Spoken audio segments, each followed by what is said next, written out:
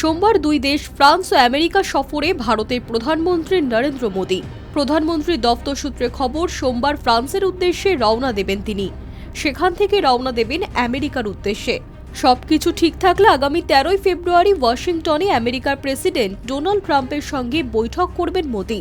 সেখানে সবথেকে বড় হয়ে উঠতে চলেছে অভিবাসী প্রসঙ্গ। এছাড়াও খবর, নয়া মার্কিন শুল্ক নীতি এবং বাংলাদেশের প্রসঙ্গে কথা হতে পারে উভয় রাষ্ট্রনেতার মধ্যে। প্রধানমন্ত্রীর সফরের বিষয়ে জানিয়েছেন ভারতের বিদেশ সচিব বিক্রম মিস্ত্রি। ওয়াশিংটনে 13 ফেব্রুয়ারি বৈঠকের কথা জানিয়েছেন তিনি। উল্লেখ্য, অত্যন্ত গুরুত্বপূর্ণ এক সময় মোদি ট্রাম্পের বৈঠক হতে চলেছে। ইতিমধ্যেই 104 জন অবৈধবাসী ভারতীয়কে দেশে ফিরিয়েছে আমেরিকা। হাতে পায়ে চেন বাঁধা অবস্থায় বিমানে চাপিয়ে যেভাবে দেশে পাঠানো হয়েছে ভারতীয়দের, তা নিয়ে ব্যাপক বিতর্ক তৈরি হয়েছে। ভারতীয়দের সঙ্গে এমন ব্যবহারে মোদী সরকারের কূটনৈতিক সক্ষমতা নিয়েও প্রশ্ন উঠছে। এই অবস্থায় মোদী ট্রাম্পের মধ্যে মার্কিন অভিবাসী নীতি নিয়ে আলোচনা হবে বলেই মনে করছেন বিশেষজ্ঞরা।